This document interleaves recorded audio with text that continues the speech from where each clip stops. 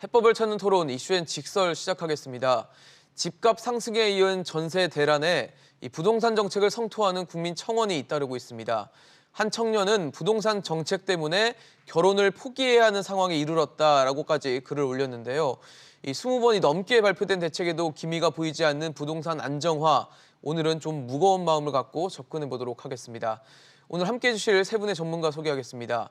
한양대학교 공공정책대학원 김재필 교수, 한국건설산업연구원 두성규 선임연구위원, 경기대학교 도시교통공학과 김진유 교수 나오셨습니다. 어서 오십시오. 안녕하세요.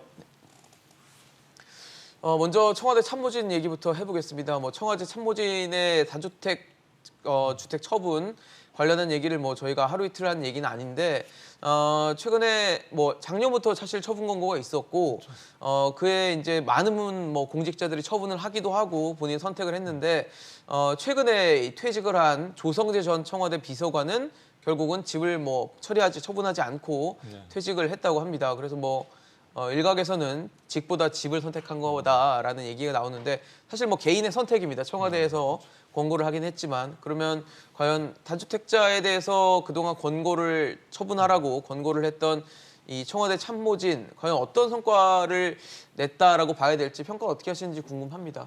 예, 그 고위 공직자라도 모든 선택은 자유재량이기 때문에 이 자리에서 비판하기는 조금 난해하지만 우리나라를 이끌어가는 그 고위 공직자들의 자세가 문제이죠. 자, 뭐냐면은 고위 공직자들이 다주택자 처분 공고 조치를 내린 것은 이 정부의 그 상징적인 조치라고도 할 수가 있고요. 네. 또 현 정부 들어서 부동산 시장이 과열됨으로써 정부에서는 그 민심을 달래기 위한 그런 그 조치라고 했었는데 그 조치에 대해서 따르지 않고 고위 공직자들이 공직보다는 부동산을 선택했다. 이런 그 이슈가 발생함으로써 현 정부에 대해서 큰 타격을 받은 것도 사실입니다. 그래서 고위 공직자라면은 여러 가지 그 정부 정책에 따른 그 신뢰감을 주기 위해서 정책의 올바른 입지 방향과 내 재산보다는 정말 그 국민을 위해서 일할 수 있는 그런 정신적인 자세가 필요하고요. 또 특히 청와대 지금 이번에 보면 청와대 그 참모진 몇 명 교체한다 그래서 과연 부동산 시장이 안정화될 것인가 보다는 보다 근본적이고 본질적인 이런 자세를 가지고 고민을 하는 것을 보여주는 것이 고위 공직자들의 자세가 아닌가라고 생각합니다. 사실 김재필 교수님 말씀이 맞죠. 사실 개인의 선택입니다. 이건 개인의 선택으로 집을 팔든지 말든지 하는 건데 좀 정부의 의도는 사실 국민들에게는 다주택자들에 대한 어떤 경고의 메시지를 보냈기 때문에 솔선수범하는 자세로 좀 보여달라라는 차원이었을 것 같거든요. 일단 제가 사자성어로 얘기한다면 표리부동이다 이렇게 표리부동. 이제 이야기할 수 있는데요. 지금 이제 이 정부가 강조하고 있는 것은 결국은 다주택자를 이 정부가 마치 이제 투기 세력과 같은 개념으로 지금 설정을 하고 있다 하는 그 점에서 볼 때 그동안에 이 비서관으로 고위 공직자로 계셨던 분들의 상당수가 결과적으로는 밖으로 이야기할 때는 이 다주택자 부분에 대해서 굉장히 비난을 하거나 정책 대상으로 삼아서 어떤 변화를 주려고 하셨으면서 본인들은 그 다주택 상태를 계속해서 유지해왔다는 부분에서 사실은 이중성을 보여주는 측면이라는 것을 우리가 지적을 하지 않을 수 없고요. 그다음에 이제 국민들이 이 부분을 보고 어떻게 받아들일 것인가 이야기들이 많이 나오거든요. 사실 이전에 이제 김조원 민정수석으로 계시던 분은 결국은 그 직을 선택할 거냐, 집을 선택할 거냐 해서 그분도 이제 더 사실은 고위공직자인데도 불구하고 집을 선택했단 말이에요. 그러면은 이 정부가 다주택자를 계속해서 어떤 투기 세력으로 몰아가고 있지만 결과적으로 그 참모들은 고위공직자인 청와대 참모분들 생각 속에는 이미 다주택자 주택을 많이 가지는 것 자체가 스스로 볼 때 별로 나쁘지 않다는 가치 판단을 하고 있는 것이 아닌가 하는 것을 좀 짐작케 하는 그런 측면들이 있는 것 같습니다. 그리고 그렇기 때문에 제가 볼 때는 향후에서 이걸 가지고 그분들이 너무 표리부동했다, 이중성을 가졌다 이걸 저는 지탄하고 싶지 않고요. 정부가 내세운 정말 다주택자가 투기 세력의 가장 어떤 주도적인 그런 존재인가 부분에 대한 근본적인 의문에 대해서 정책의 방향성 부분에 대해서 다시 한번 생각할 시점이 되지 않았나. 이제 사실은 이 정부가 따져본다면은 1년 조금 남짓한 사실은 임기가 남은 상태라고 볼 수 있는데요. 지금이라도 마무리를 잘하기 위한 어떤 그런 초석을 다진다는 의미에서 과연 지금까지의 정책 방향, 즉 다주택자는 반드시 투기 세력이라는 그 부분에 대한 그 방점을 다시 한번 옮기는 것에 대한 깊은 고민이 있어야 될 때가 아닌가 이런 생각이 듭니다. 김 교수님은 어떻게 생각하세요? 여기 지금 뭐 개인의 선택이긴 하지만 정부가 그리고 또 청와대가 강하게 사실 드라이브를 걸었던 다주택자들과의 어떤 투기와의 전쟁에 있어서 좀 뭐 힘이 좀 빠질 거라고 보세요. 어떻게 보십니까? 네, 뭐 영향을 많이 미치겠죠. 그런데 기본적으로는 그 청와대 참모들이 주택을 판매하는 것을 이제 하지 않고 직을 사퇴한 것은 어떻게 보면은 지금 정부가 가지고 있는 이분법적인 그런 판단이 잘못되었다는 것을 스스로 인정한 것이라고 볼 수가 있습니다. 즉 말하자면은 다주택자는 투기자 또는 투자자고 일주택자는 실수요자 이렇게 이제 이분법적으로 나누다 보니까 여러 가지 사정에 의해서 이제 주택을 2채 이상 보유한 분들이 그 점을 아무리 설명을 해도 일단 그렇죠. 그 이분법적인 구분에서 벗어날 수 없기 때문에 어떻게 보면은 뭐 어떤 분들은 결혼할 자녀를 위해서 미리 주택을 사놓는 분들도 있고 그렇죠. 또 퇴직 후에 나중에 살기 살기 위해서. 위해서 미리 사놓는 분들도 있는데 이런 분들 중에는 유능한 분들도 있거든요. 그래서 그런 분들이 오히려 이 정부에서 일을 못하게 되는 그런 이제 역효과도 있다고 보여집니다. 그러니까 말씀하신 대로 사실 OX 문제는 아닌데 OX 문제처럼 치부를 하다 보니까 거기서 여러 가지 또 부작용과 논란들이 발생하지 않았나라는 생각이 듭니다. 사실 최근에 청와대에서 차관급 인사를 단행을 했습니다. 거기에 보면 주택 정책을 총괄하던 이 국토교통부의 박선호 1차관이 교체가 됐는데 박 차관이 뭐 교체가 된 거는 교체가 된 거예요. 근데 문제는 이제 그동안 이 부동산과 관련된 구설수에 올랐던 적이 있습니다. 등촌동과 또 과천에 있는 그 부지가 보유를 한 부지가 있는데 그게 주택 공급 대상 지역에 포함이 되면서 혹시 뭐 연관관계가 있는 거 아니야? 물론 본인은 뭐 전혀 관계가 없다, 문제 없다라는 식으로 대응을 하긴 했지만 아무래도 주무부처 장관의 밑에 있는 차관의 역할을 하고 있고 앞으로 또 차기 장관으로 또 거론이 되고 있는 상황이어서 이런 문제는 좀 털고 가는 게 본인에게도 좀 유리한 게 아닌가라는 생각도 들거든요. 그렇죠. 그 차관 12명이 교체된 것 중에 우리 그 박 차관님 같은 경우에는 굉장히 우리나라의 주택 정책을 총괄하는 뭐 그 분야에 과연 뭐 실세라고라는 얘기가 나올 정도로 막중한 임무를 띠고 있었죠. 그런데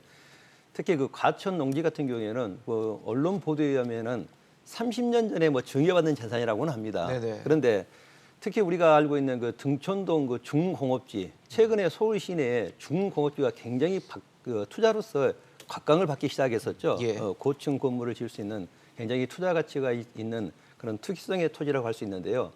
제가 그분을 여기서 이런 토지 가지고 논하기는 조금 그 문제는 되지만 고위 공직자로서 또는 우리나라의 주택 정책을 총괄하는 분이 일반 토지도 아니고 준공업지 토지를 가지고 있었다. 자, 이런 거에 대해서는 굉장히 좀 그 비판의 소지가 있었었고요. 특히 이분 같은 경우에는 우리나라 부동산 정책에 대해서도 꽤 그 강성인 분으로 정평이 나 있을 정도인데 이번에 이런 분들의 토지 같은 경우에는 굉장히 문제가 됐었고요. 굉장히 그 여러 가지 그 구설수에 올랐었죠. 네네. 그래서 이런 그 차관이 바뀌었지만은 현재 이 문재인 정부의 부동산 그 대책 조치는 그대로 유지될 것 같기 때문에 예. 뭔가 좀 획기적인 전환이 필요하지 않는가. 그래서 이번 정책 위반자 차관 실무진이 바뀜으로써 거기에 따른 부동산에 대한 근본적 그런 본질적인 대책도 같이 병행돼야 할 것으로 생각하고 있습니다. 글쎄요, 박선호 뭐 이제 전 차관이 되겠죠. 이제 전 1차관 입장에서도 이런 논란은 좀 털어내고 가는 게 자신의 나중에 정치 생활을 위해서라도 좀 더 좋지 않을까라는 생각도 드는데 어떻게 그렇죠. 보십니까? 억울하죠. 억울한 마음을 뭐 중간에 아마 언론 쪽에도 좀 표명한 적이 예, 있고요. 예, 이건 예. 오해다. 그리고 이제 아까 앞에서 우리 김재필 교수님 말씀하셨습니다만 30년 전에 이미 이제 증여를 뭐 받아서. 증여를 받고 뭐 상속을 받고 뭐 이야기를 말씀을 하시는데요. 저는 등촌동 쪽의 그 부분도 문제지만 저는 이제 농지 보유 과천 쪽의 농지 보유 부분 앞으로 이제 개발이 더 되고 가치가 더 올라갈 것 같은데요. 사실 농지 같은 경우에 있어서는 실제 농사를 하지 않을 경우에는 농지를 보유하는 게 우리 법상으로 사실 허용이 안 되는 것으로 알고 있습니다. 그래서 농지 확인 부분, 농민 부분에 대한 아마 확인도 아마 필요한 것으로 보여지는데요. 지금 자료에 의하면 고위공직자의 40%가 농지를 보유하고 있는 것으로 알고 있습니다. 그리고 얼마 전에 사실은 지금 이제 대통령께서도 아마 경남 양산 쪽에 이제 뭐 그 좀 토지를 가지고 있었는데 네. 그 부분이 이제 농지였던 것으로 알고 있고 농사를 지었느냐 여부가 가십거리처럼 이야기가 된 적이 있는데요. 영부인께서 이제 거기에 정기적으로 내려가서 농사를 지으셨다. 자, 그 부분을 뭐 믿지 않는다는 건 아닌데요. 남들보다 더 엄격한 기준과 잣대로 봐야 되는 뭐 고위공직자라든지 아니면 더 높은 곳에 계시는 분이라든지 국민들의 눈높이라는 것은 사실은 동등한 선에서 보는 건 결코 아니거든요. 근데 그것이 합리적이지 않다는 이유만으로 자신은 억울하다 이렇게 변명하기에는 조금 다소 한계가 있는 것 같습니다. 왜냐하면 이 정부가 강조하고 있는 것은 특히 부동산과 관련해서는 주택뿐만 아니라 모든 부동산에 대해서 불로소득을 차단하고자 했고 그 부분과 관련해서 생겨나는 모든 이익들에 대해서 독점하는 부분에 대한 굉장히 무서운 아주 쓰리빨 같은 그런 잣대를 대어오는 입장을 견지해 왔었기 때문에 사실은 고위공직자로서 나는 억울하다가 아니라 그러한 오해의 여지가 애당초 생기지 않도록 사실 처신을 하는 게 더 중요하지 않았나 이런 생각이 듭니다. 그리고 이번에 사실 차관급으로 새롭게 되신 분들 가운데서도 아직까지 이 정부가 이야기하는 기준에 의하면 다주택자의 문제가 완전히 정리되지 못한 분도 계신 것으로 알고 예. 있습니다. 향후에 처분을 약속했다. 자, 처분 약속을 저는 믿지 않는 건 아닙니다. 그러나 현재 여당의 경우에 있어서도 우리가 총선 전에 이 부분에 대해서 나중에 우리가 당선이 되면은 1주택자 부분에 대한 약속을 참 했었죠. 이게 구속력 있는 약속이라고 볼 수는 없겠지만 네네네. 국민들을 상대로 그러한 이야기들을 스스로 던졌던 부분인데 아직까지 제가 알고 있기로는 그 부분이 약속이 이행이 안 된 것으로 알고 완전히 있습니다. 이행되진 않았을 예, 그렇죠. 그런 측면에서 본다면은 정부 혹은 고위공직자 나아가서는 여당까지 많은 분들이 국민을 상대로 해서 채무 불이행 상태다. 굉장히 뭔가 이렇게 좀 국민들에게 많은 마음의 빚을 지고 있지 않는가 하는 부분을 이 계기를 통해서 다시 한번 좀 되새겨볼 필요가 있다는 생각이 듭니다. 사실 이런 사안들을 보면서 뭐 박선호 차관의 얘기라든지 아니면 뭐 조성재 전 비서관의 얘기를 국민들 시청자분들이 접하시면서 좀 분노를 할 수밖에 없는 이유 중에 하나는 내가 처한 상황이 너무 힘들거든요. 최근에 부동산과 관련된 얘기가 특히 실수요자라고 할 수 있는 전세 수요, 전세 공급 이런 문제가 최근에 아주 뜨거운 문제로 뜨거운 감자로 떠오르면서 아마 문제가 더 커지고 거기서 또 국민들의 불만이 또 나오지 않나 싶습니다. 지금 현재 최근에 한국감정원 발표에 따르면 서울 전세값이 지금 서울 아파트 전세값이죠. 70주째 상승한 것으로 나타났어요. 70주면은 거의 1년 반이 다 돼가는 기간입니다. 어떻게 보세요, 교수님? 전세값 70주 동안 지금은 상승세를 이어오고 있는데 앞으로 더 올라갈 것이라 보십니까? 더 길게 갈 것이라 보십니까? 뭐 당분간은 지속될 것이라고 생각이 됩니다. 그 우리가 7월달에 임대차 보호 입법이 시행이 된 이후에 여러 가지 혼란한 상황을 지금 겪고 있는 경우거든요. 그렇죠. 그래서 기존에 이제 전세를 빼서 다른 데로 이동해 가야 되는 그런 분들 경우에도 이미 이런 혼잡한 상황에서 자기 전세에 머물려고 하고 있기 때문에 그래서 이제 계약갱신 청구가 많이 늘어났고 예.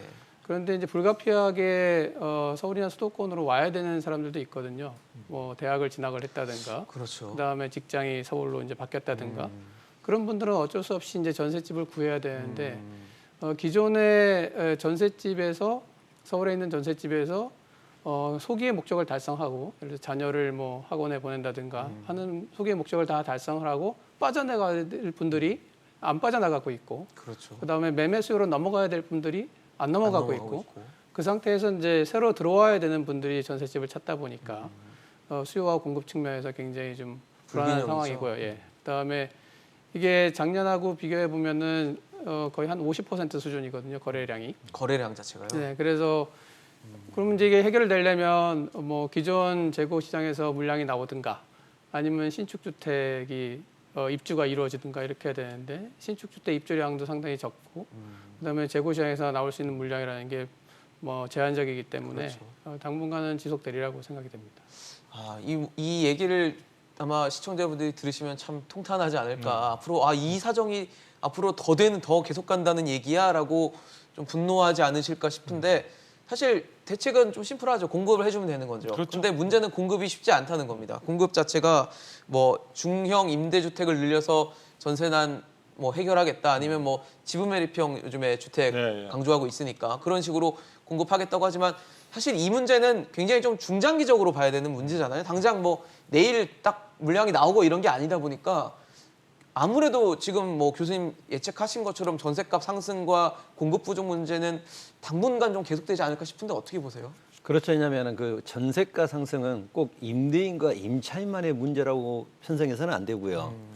경제적인 그 관점에서 한번 우리가 분석해 볼 필요도 있습니다. 예. 왜냐하면 전세를 주고 있는 그 인구가 전부 다 그 비경제적, 그러니까 사실상 소득이 없이 주택을 두 채 가지고 거주하면서 전세를 주는 그런 그 경제 논리로 풀어간다면은 거기에 그 해결책이 될 수도 있는데요. 지금 보면은 어떤 그 정책으로서 이 전세난을 완화시킬 것인가? 결국은 지금 보면은 도심 공공 재개발, 도시의 그 재생을 통해서 수요가 있는 곳에 공급을 늘려주는 방안과 그리고 또 정부에서 시행하고 있는 상기 신도시를 하루도 더 빨리 조기 공급하는 방안에는 똑바른 정책은 저는 불가능하다고 생각을 하고 있습니다. 그래서 이 정부에서는 계속적으로 신규 물량을 공급도 하지만은 국민들에게 전세 시장에 대한 이런 안정감을 줄 수 있는 그런 신호를 보낸 것도 필요하는데 지금 보면은 내년에는 공급 물량이 더 부족하다. 그다음에 2020년도에는 거의 더 부족할 것이다. 이런 그런 부정적인 생각들이 전세 시장에 굉장히 악영향을 미치고 있거든요. 그런데 지금 조금 말씀드렸듯이 3기 신도시라든지 서울 도심의 재개발, 재건축, 그다음에 도시 재생 정비 사업을 통하지 않고서는 전세 물량 공급이 늘어나지 않기 때문에 당분간 이 전세 시장의 불안정 시장은 지속될 것으로서 굉장히 심각한 상황이라고 할 수 있겠습니다. 어떻게 해야 될까요? 예, 일단 지금 상황이 아주 심각하다는 부분을 다시 한번 강조를 하고 싶은데요. 이제 이 부분을 수치로 나타낸 게 이제 전세 수급 지수라고 해가지고 예. 100을 기준으로 해서 200에 가까울수록 사실은 공급이 공급보다 부족하다는 이제 수요가 얘기죠. 훨씬 더 늘어나는 부분인데 예. 지금 서울의 경우에도 190, 서울과 지금 전국 모두가 190일을 넘고 있습니다. 근데 이 190일을 넘고 있다는 말은 뭐냐면 거의 공급은 신규적으로나 아니면 기존 주택들이 전세 물량으로 지금 나오는 게 거의 없는 상태인데 수요자들은 대기 수요의 줄은 더 길어지고 있다. 그 말이거든요. 네. 그런데 이게 서울만 국한된 문제가 아니라 이게 전국에 걸쳐서 지금 심각한 상황으로 벌어지고 있다는 것은 이 정책에 있어서 이 손 놓고 있어야 되는 문제가 아니다라는 점이 있는데 지금 이제 그렇다고 해서 정부가 마땅하게 지금 공급을 갖다가 확충할 수 있는 전세 물량은 대부분 실수요자로 구성이 100% 거의 실수요자로 구성이 되어 있는 상황에서 예. 전세 물량을 공급할 수 있는 방안이 지금 딱히 없는 상황입니다. 정부가 아까 내놓은 지분 적립형이라든지 뭐 네. 중형을 갖다가 임대주택 뭐 해주겠다. 임대주택을 네. 그거는 나중에 사실 세월이 흐른 뒤에 2, 3년 뒤의 이야기고요. 당장에 있어서 무슨 월세를 세액공제로 해가지고 월세로 다 가라는 식의 어떤 그런 뉘앙스로 이야기하는 것조차 많은 사람들에게 지금 화를 돋구는 그런 이야기가 되고 있습니다. 제가 볼 때는 이 부분을 가지고 다른 어떤 미봉책으로 뭔가 하려고 할 것이 아니라 상황은 굉장히 심각하기 때문에 정부가 기존의 어떤 우리가 실수요 부분들 혹은 실거주자를 위주로 하는 예. 최근의 정책이라든지 또는 여러 가지 매물 잠금 현상을 갖다 초래했던 그런 많은 지금 제도들이 이 시장을 더욱더 얼어붙게 만들고 있거든요. 네. 자, 그런 부분에 대해서 그러니까 방향성 부분에 대해서 조금 책임을 인정을 하면서 획기적으로 많이 풀어나간다고 하면 방법이 없는 것이 아닌데 지금의 기존의 틀을 갖다 계속 유지하는 상태에서 뭔가 자꾸 제자리에서 운신을 갖다 바꿔보려고 하니까 사실은 근본적인 대책이 나오지 않고 있는 겁니다. 그래서 제가 볼 때는 국민의 참는데도 임계치가 있는데 한도에 그렇죠. 거의 도달하고 있는 상황이기 네. 때문에 정부가 저는 이번 주 내로 사실 이 부분과 관련해서 기존의 임대차 3법 중에서 두 가지 전월세 상한제나 계약갱신 청구권이 초래한 시장의 어떤 여러 가지 많은 부작용들을 과감하게 잠정적으로라도 지금 이 부분들에 대한 효력을 잠시 좀 쉬어가는 가운데 실수요자들이 전세 매물도 좀 확보를 하고 전세 가격이 또 안정세로 돌아올 수 있는 과감한 선택의 순간이 네. 저는 필요하다 이런 생각이 듭니다. 과감한 선택을 해서 해결을 할 수 있을지 좀 걱정이 됩니다. 교수님 어떻게 보십니까? 네, 지금 뭐 말씀하신 것들은 다 맞는 말씀이고요. 그 장기적인 대안을 가지고 지금 풀어나갈 수 있는 상황은 아니지 않습니까? 네. 단기적인 대안이 필요한데 그렇다고 지금 갔던 길을 다시 돌아올 수는 없는 상황이거든요. 그렇죠. 그런데 이제 제일 중요한 거는 재고주택 시장에서 전세 매물이 나오도록 만들어야 되거든요.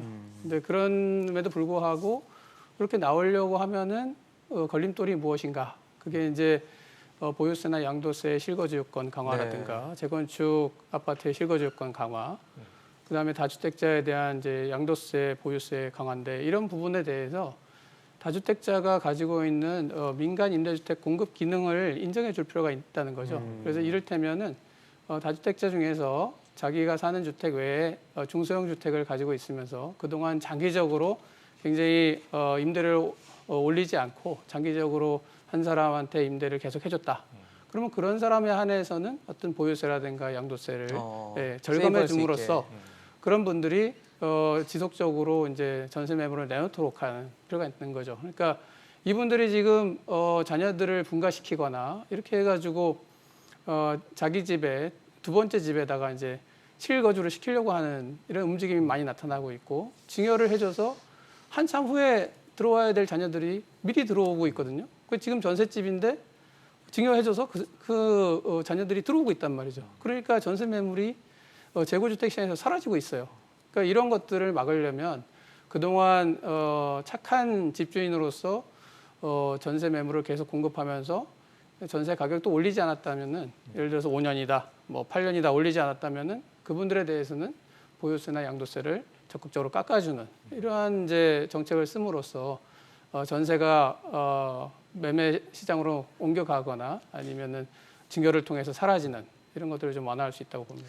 근데 교수님 말씀에 대해서 많은 국민들이 좀 의심을 하거나 걱정을 할 수밖에 없는 게 문재인 정부 초기에는 사실 임대사업자들에 대해서 네. 굉장히 장려하고 네.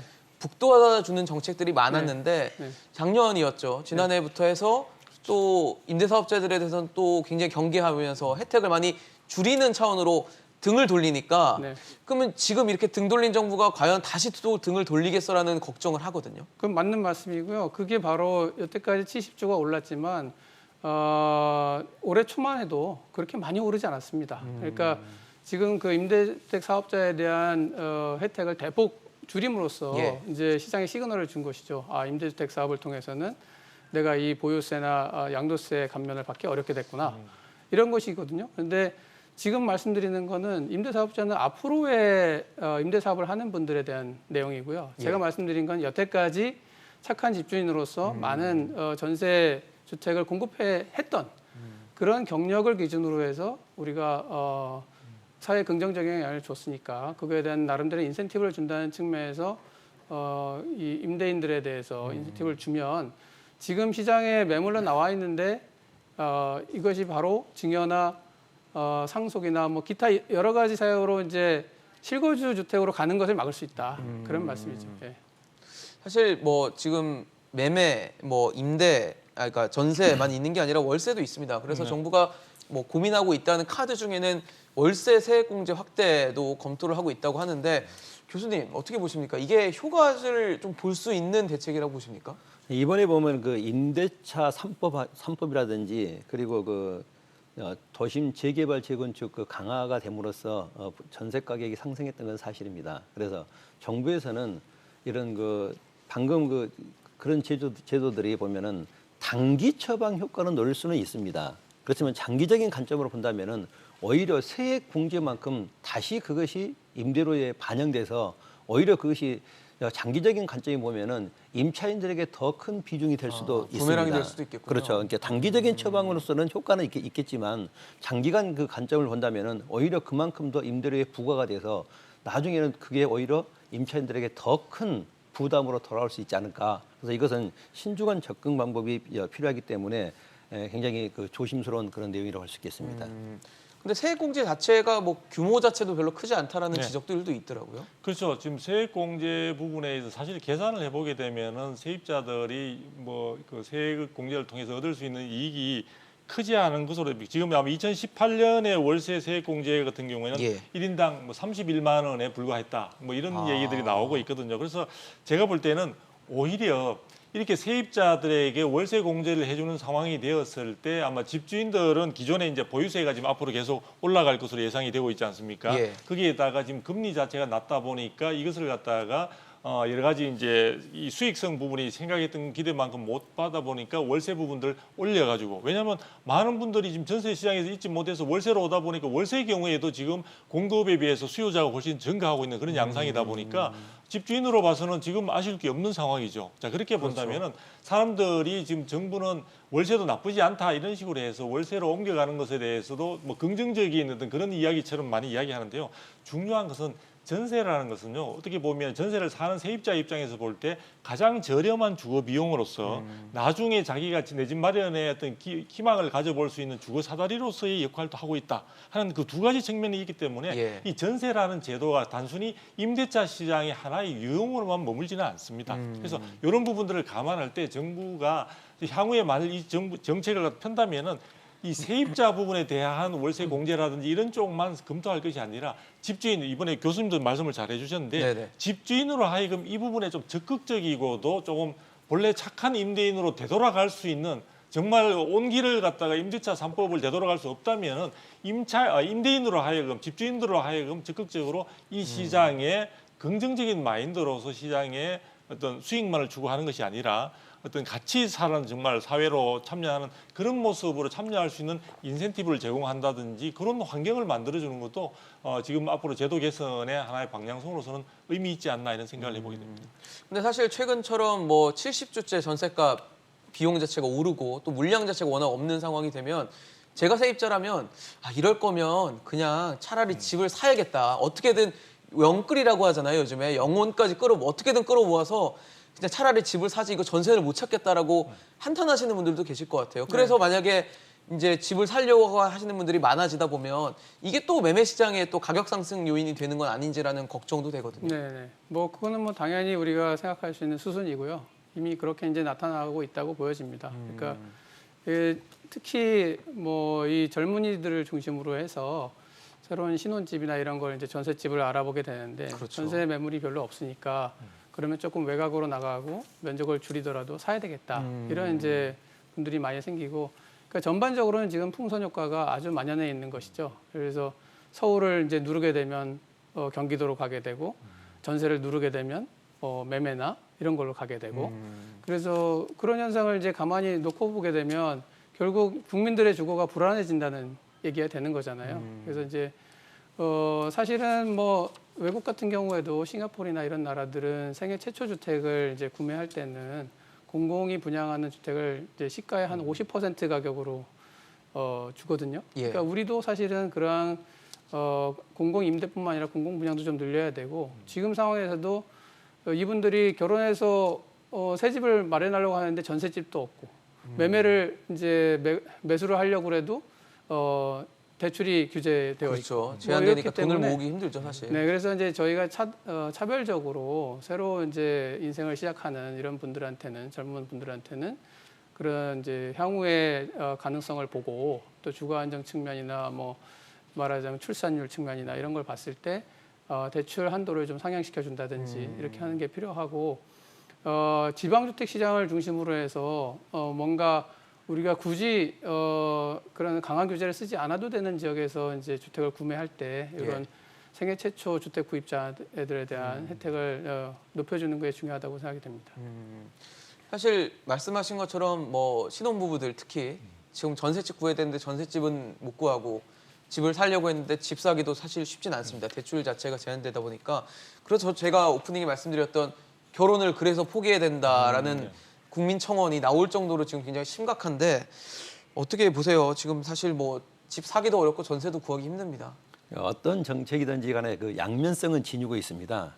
정부에서는 이런 그 부동산 투기 수요를 억제하기 위해서 대출 규제, 그다음에 왜냐면은 DSR 이런 다양한 제도를 만들었는데요. DTI LTV라고 그러죠. 예. 지금 보면은 방금 말씀드렸듯이 우리가 임대차 3법이라든지 전월세 계약 청구권 이런 요인에 의해서 전세 물량이 줄어들고 또 전세 가격이 상승한 건 사실입니다.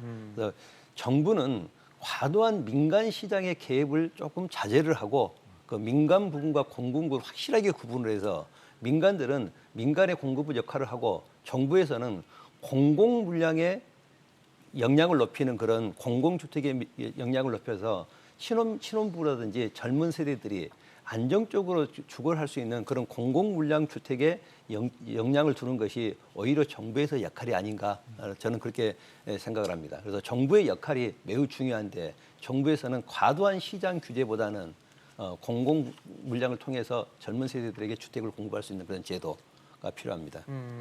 사실 말씀하신 것처럼 정부의 역할이 굉장히 중요한데 정부가 20번이 넘는 대책 동안 국민들의 어떤 만족도를 높여주지 못했고 사실 실망감을 줬던 것도 사실이 아닌가 그렇죠. 싶은데 최근에 부동산 정책 중에 또 논란이 되는 게 공시가격 현실화입니다. 정부가 좀 장기적인 계획을 갖고 2030년까지 일단 현실화를 좀 해보겠다라고 해서 뭐 수치 제한하고 이 부분에 대해서 논의를 하고 있는데 당정이 지금 꺼내든 게 중저가 1주택 감세 카드예요. 그래서 세부담을 어떻게 줄이겠다 했는데 이 또 기준을 두고도 논란입니다. 6억 원이냐 9억 원이냐 이걸 두고도 어떻게 해야 될지 막 서로 당정에서도 뭐 이견을 보이고 있는 상황인데 어떤 뭐 가격대가 좀 적합하다고 보십니까? 그러니까 공시가격 현실화 부분과 관련해서 보면은 이 현실화 부분을 정부가 그동안 손 놓고 있었던 건 아니거든요. 예, 예. 이번 정부 들어서서는 이미 많이 이걸 해왔던 부분들이 있고요. 근데 이제 이러한 부분들에 대한 것들이 이제 가격이 올라가다 보니까 현실화율을 많이 지금 서울 같은 경우에 있어서는 지금 이 정부 2017년도에 한 10% 정도 상회했고 2018년과 19년 같은 경우에는 거의 이제 14% 이상의 네, 상승률을 많이 보여왔습니다. 올랐죠, 사실. 자, 그런 가운데에서도 이게 현실화 부분이 가격이 계속 올라가다 보니까 여전히 어떤 답보 상태에 머무르고 있다고 이야기를 하는데요. 그 부분에서 이제 가격 현실화하는 부분에서 국민들의 저항이라든지 굉장히 주택 보유자들의 불만이 많다 보니까 그 부분을 이제 중저가 그러니까 서민들이 주로 보유하는 부분들을 갖다가 조금 감세해 줌으로써 사실은 재산세를 좀 완화해 주겠다는 그렇죠, 거죠. 그렇죠. 그 예. 부분은 재산세는 주택을 보유하는 경우에 이제 100%다 부과가 되다 보니까 그것은 아마도 내년에 지금 있는 여러 가지 이제 보궐선거라든지 네네. 아마 내후년에 대통령 선거까지도 염두에 둔 그렇죠. 것이 아닌가 이래 보여지는데요. 저는 이 부분과 관련해서 현재 6억에서 9억 사이, 즉 9억 이상을 우리가 고가주택이라고 하는데 그 기준 자체도 이명박 정부 때 설정한 거거든요. 그 잣대 자체가 10년이 넘었네요. 10년이 넘었죠. 그다음에 이제 서울의 평균 지금 가격, 평균 거래 중위 가격 같은 가격이라고 게 하죠. 중위 예. 가격이랑 평균 거래 가격이 지금 10억 원을 뭐 평균 가격이 고가일 10억을 정도로. 넘었고 네. 중위 가격도 지금 9억 원을 넘고 있는 상황들인데요. 그런 점에서 본다면 이 기준이 맞는가 부분에 대한 논란이 있고요. 그다음에 6억에서 9억 사이에도 보면은 지금 당 쪽에서는 9억으로 좀 확대를 해서 혜택자, 수혜자들을 좀 많이 하자. 제가 볼 때는 논리적이나 이런 것이 아니라 정치적인 어떤 이해관계를 여기에 두고 이야기하다 다소 보니까 포퓰리즘적인 성향도 좀 있다고 그렇죠. 볼 수 있겠네요. 그런데 이제 정부 쪽에서는 6억으로 해야만이 실질적으로 좀 서민들을 위한 어떤 정부의 정책의 밀도를 갖다 좀 확인할 수 있는 것이 아닌가 이런 네. 어떤 이야기들이 있는 것 같습니다. 그래서 제가 볼 때는 지금 뭐 논란이 이제 이런 부분들의 해결책으로는 아마 6억을 기준으로 하되 6억과 9억 사이에는 좀 단계적으로 나누어서 할 수 있는 그런 방안을 갖다 절충안을 모색하고 있는 것 같은데요. 저는 어쨌든 이 부분이 이렇게 중저가라는 이름으로 해서 일부 계층에 대한 어떤 혜택이 이 부분이 아니라 보유세 부분은 현재 코로나19나 지금 경기 침체 등으로 해서 예. 모든 국민이 힘든 힘들죠. 상태예요. 예, 맞습니다. 이 부분들을 조금 제가 볼 때 속도 조절 내지는 시기적으로 이 이행 시기를 갖다가 조금 더 좀 이연시키는 부분에 대한 것도 좀 고민이 필요할 것 같습니다. 교수님 어떻게 보세요? 네. 지금 재산세 완화 기준을 6억이냐 9억이냐를 고민하고 있거든요. 네, 그 뭐 딱 정해서 6억이냐 9억이냐 이렇게 정하는 건 바람직하지 않다고 보고요. 그 서울에서는 그러한 이제 6억 9억이 어떤 의미를 가질지 모르겠지만 지방 이제 대도시만 하더라도 중위 가격이 뭐 2, 3억에 불과합니다. 네네. 그러니까 이것은 사실은 지방의 경우에 한 70%가 재산세 수입이거든요. 세수가. 그렇게 되면은 지방 같은 경우에는 이제 또 타격을 받을 수 있기 그러네요. 때문에 세수 감소가 올 수도 있겠네요. 네네. 또. 그 광역 시도별로 중위 가격을 뭐 정한다든지 이렇게 하는 게 좋다고 보고요. 또 한 측면에서 현실화율에 대해서 좀 모순적인 측면이 있는데 예. 지금 뭐 전문가들이 보던 뭐 정부에서 보던 지금의 가격 상승은 좀 비정상적이다. 이렇게 보고 있는데 그 가격을 기준으로 해서 현실화율을 만들겠다, 높이겠다 아. 하는 것은 국민 부담만 가중시키지 그게 그렇게 크게 투기를 감소시키거나 하지는 않을 거라고 보여지거든요. 그러니까 상황이 비정상적인데 이걸 기준으로 하다 보니까 그렇죠. 이거는 네. 제대로 된 대책이 나올 수 없다는 얘기네요. 그렇죠. 그러니까 재산세라고 하는 게 뭐 재산의 가액에 따라서도 내는 게 맞겠지만 지금 전문가들도 계속 그런 걸 따지는데요. 그 실효세율이 얼마냐 이런 걸 따지는데 실제로는 소득 양극화가 심해지고 있기 때문에 네네. 재산세를 가지고 요즘 중저가 이하의 그런 주택들도 다주택인 경우에 이제 재산세를 높이게 된다면 예. 그러면 상당히 자기 소득 대비해서는 굉장히 높아지는 결과가 나오거든요. 그럴 수 있겠네요. 그러니까 그런 거를 다 감안해서 해야 되기 때문에 지금에 이렇게 급격히 올리는 것은 바람직하지 않다라고 보여집니다. 김재표 교수님 어떠세요? 지금 재산세 완화 기준 뭐 두 분이 말씀 주셨거든요. 저는 그 폭넓게 서로가 혜택이 가기 위해서는 방금 우리 두성규 박사님께서 말씀하셨던 그 선거를 염두에 둔다고 말씀하시기보다는 다양한 사람들에게 계층들에게 이게 혜택이 가기 위해서는 9억에 저는 굉장히 무게중심을 두고 있습니다. 9억을 좀 기준으로 하는 게 좋겠다. 9억을 기준으로. 그래야 선택의 폭이 좀 넓어지고요. 지금 보면은 올해 공시가율 상승률이 전국 5.98%입니다.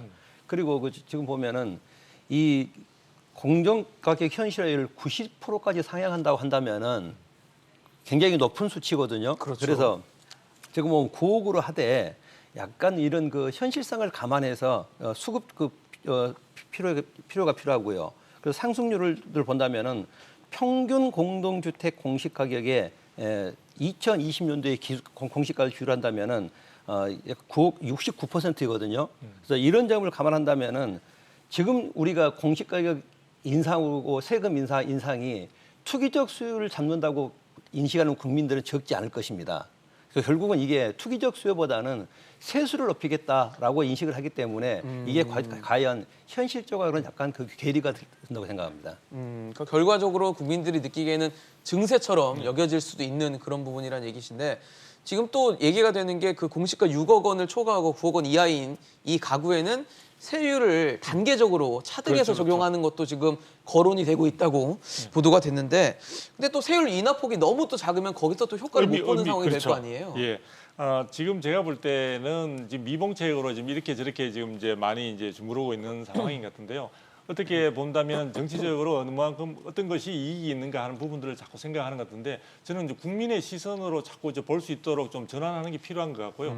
그 다음에 이 부분에 대한 공시가격 논란이 있을 때 이 안을 내는 국토연구원에서는 하나의 사례로서 대만의 어떤 사례를 갖다 많이 참고한 것으로 알려지고 있습니다. 예. 그런데 그 참고를 하면서 보면요, 대만의 경우에는 이렇게 공시가격의 현실화율을 갖다 제고를 하면서 동시에 많이 부담이 되는 분들은 주택을 쉽게 팔 수 있도록 양도소득세를 기본 우리로 치면 기본 세율의 절반 가까이 내려줬다는 그런 내용들이 있습니다. 그렇게 본다면 우리도 같이 그 겸해서 한다면 많은 국민들이 예를 들어 그 주택을 가지고 있는 것이 부담스러울 때는 이 공시가율이 올라가는 것에 대해서 자신들이 그 주택을 매도하고 나올 수 있는 어떤 출구도 좀 마련해주는 정책 부분에 있어서도 상당히 탄력적인 그런 부분이 필요한데 우리는 가두리 양식하듯이 한쪽에 모아놓고 많은 사람들을 징벌적으로 세금으로 해서 부담만 주다 보니까 좋은 정책적 의도에도 불구하고 국민들이나 또 시장에서는 오해를 하고 있는 부분도 있지 않나. 그래서 정부가 좀 더 현명하게 대응해 나가는 것이 필요할 것으로 보여집니다.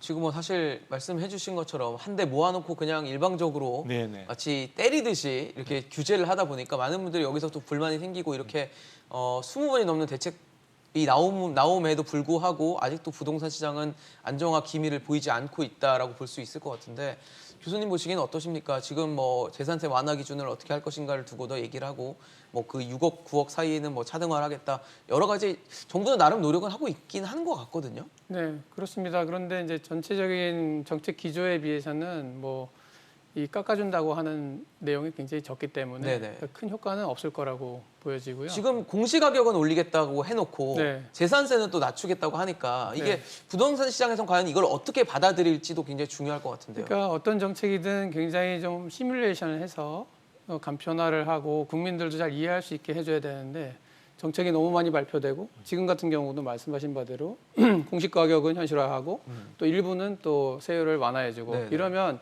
계산하기가 굉장히 복잡해지거든요. 그러니까요. 그렇게 되면 시장에서는 이 혼란스러운 상황에서는 결정을 못 한다는 거죠.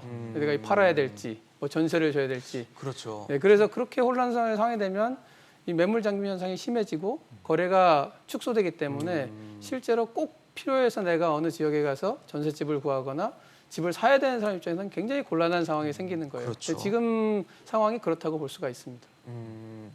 그럼 역시 뭔가 부동산 시장에 자꾸 시그널을 줘야 되는데 좀 긍정적인 시그널을 줘야 되는데 지금 굉장히 혼란스러운 시그널만 주고 있다라는 지적이신 거잖아요. 뭐 그런 혼란스러운 시그널만 주고 있지는 않지만 너무 많은 대책을 굉장히 급하게 내놓다 보니까 이 정책들 간에 균형이라든가 서로의 상호적인 영향 이런 것들에 대한 검토가 부족했던 거죠. 아까 말씀드린 것처럼 전세 시장의 매물이 잠기는 현상이 전세 대책만, 전월세 대책만으로 된 거냐? 그게 아니라고 말씀드렸잖아요. 그러니까 소유자의 실거주 요건을 강화시킴으로써 전세 매물이 사라지는 이런 효과도 있는데 그것들을 미리 점검을 하지 못한 상태에서 내놓다 보니까 이렇게 혼란스러운 상황이 이제 발생했다는 거죠. 그래서 전반적으로는 부동산 정책이라고 하는 게 부동산이라고 하는 게 금방 샀다 금방 팔 수 있는 물건이 아니기 때문에 아니죠. 예. 장기적인 호흡을 가지고 굉장히 정책을 만들 때 섬세하게 만들어야 되고 그러기 전에 시뮬레이션을 많이 해봐야 되고 그다음에 한번 정책을 만들었으면 그게 좀 지속이 돼야 됩니다. 그렇죠. 뭐 1년이고 2년이고 지속이 돼야 사람들이 적응을 해서 거기에 맞게 행동을 하는데 이 정책이 나와서 뭐 좀 되기도 전에 적응되기도 전에 또 다른 정책이 나오고 이러니까 굉장히 혼란스러운 거죠. 사람들 사실 입장에서. 부동산 대책 내놓으면 저희가 왜 날짜를 숫자로 부르잖아요. 네. 8.2 대책, 네. 뭐 6.17 대책 하는데 이제 너무 많아서 이걸 뭐 굳이 될 필요가 별로 없을 정도로 너무 많은 대책이 나왔고 그게 너무 또 많이 나왔다는 얘기는 굉장히 짧은 텀을 갖고 나왔다는 얘기가 될 수도 있기 때문에 과연 여기서 국민들의 의견을 얼마나 들었을지 시뮬레이션을 제대로 했을지에 대한 우려와 불만들도 분명히 존재하는 것 같습니다. 그게 이제 현 정부가 들어서서 굉장히 그 경제적 불안이라든지 코로나19라든지 이런 사태가 겹치기 때문에 예. 광역보다는 필요한 곳에 핀셋 규제가 저는 원인이라고 생각합니다. 핀셋 규제를 하다 보니까는 급등한 지역에 급격한 정책이 나올 수밖에 없어서 뭐 20몇 번의 대책이 나와서 그냥 누더기 정책이 돼버렸습니다. 근데 현재 지금 공시가율도 본다면은 90%까지 상향한다면은 지금 상황에선 재산세를 낮춰주는 것도 저는 맞다고 생각합니다. 근데 지금 재산세율 인하폭이 0.05%면은 굉장히 그 미비한 그 효과로서 크게 피부에 세금으로서 그 국민들이 느끼기는 좀 부족하거든요. 그렇지만은 0.05%를 낮춰준다 그러면은 전국적으로 보면은 약 한 200만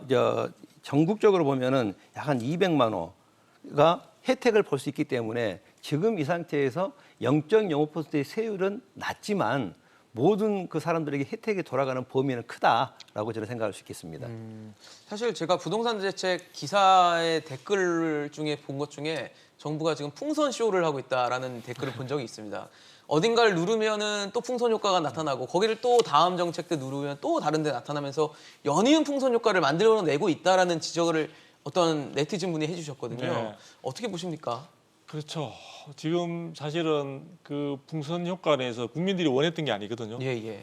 너무나 많은 내용에다가 또 한쪽을 누르게 되면 시장은 결국은 규제가 약한 쪽으로 쏠리기 마련이고요. 그런데 정부의 정책이 일관성도 없는 데다가 한쪽을 누를 경우에 보면은 거의 사생 결단을 할 정도로 굉장히 강하게 그리고 우리 징벌적이라는 말을 많이 쓰는데요. 그렇게 누르다 보니까 그것을 피해서 이제 가고 있고 그래서 지금은 사실은 서울에서 시작된 어떤 여러 가지 부동산 정책으로 인한 시장에서 왜곡 현상이 수도권을 넘어서 지금 전국적으로 확대되고 있습니다. 최근에 네. 주택 가격의 상승폭을 보게 되면요. 전국적으로 지방의 경우에 상승폭이 오히려 지금 수도권을 갖다 상회할 정도로 지금 높은 부분을 보여주고 있습니다. 예. 자, 그런 가운데에서도 정부는 지금 또 뚜렷하게 사실은 미래의 어떤 방향성 부분에 대해서 어떤 우리 지향점을 제대로 제시를 못하고 있는 상황이고요. 이런 가운데 가장 중요한 것은 국민들이 부동산 정책으로 인해서 풍선 효과로 정신도 없는 데다가 피로감이 정말 지금 극심해지는 상황에 예. 있습니다. 그리고 내용 자체가 전문가들도 지금 힘들어할 정도로 너무나 아까 교수님 지적을 하셨지만 네. 많은 내용에다가 너무 많이 바뀌었기 때문에 네, 복잡합니다. 저도 지금 혼란스러울 때가 참 많이 있거든요. 자, 이런 상황은 시장에 있어서 국민들로 하여금 부동산에 대한 지나친 관심을 이제는 피곤해서 사실 관심을 갖기가 싫은데 관심을 갖지 않으면 자신은 그렇죠. 굉장히 많은 손해나 피해를 받게 되는 상황이 되다 보니까 과도하게 부동산에 집중하게 되는 그런 양상들로 해서 전체적인 우리 사회의 모든 에너지 자체가 부동산으로 소모되는 그런 어떤 문제점도 양산하고 있는 것 같습니다. 그래서 저는 정부가 조금은 간단하고도 국민들이 쉽게 내 생활의 일부분으로 이해할 수 있는 부동산 시장 혹은 부동산의 정책으로 되돌아오는 것이 좀 필요하지 않느냐. 이제는 저는 정부를 탓하고 싶지도 않습니다. 어쨌든 제자리에만 좀 돌려놓으면 좋겠다라는 이야기를 정말 간절히 말씀드리고 싶습니다. 네, 정부가 사실 20번이 넘는 대책을 내놓으면서 국민들의 신뢰를 많이 잃어버린 건 사실인 것 같습니다. 이번에 정부가 만약에 대책을 내놓게 된다면 그 대책에는 국민의 신뢰를 좀 되찾을 수 있는 그리고 부동산 시장에는 안정화를 가져올 수 있는 그런 대책이 나오기를 바라보겠습니다. 오늘 김재필 교수, 두성규 선임연구위원, 김진유 교수와 함께했습니다. 고맙습니다. 감사합니다.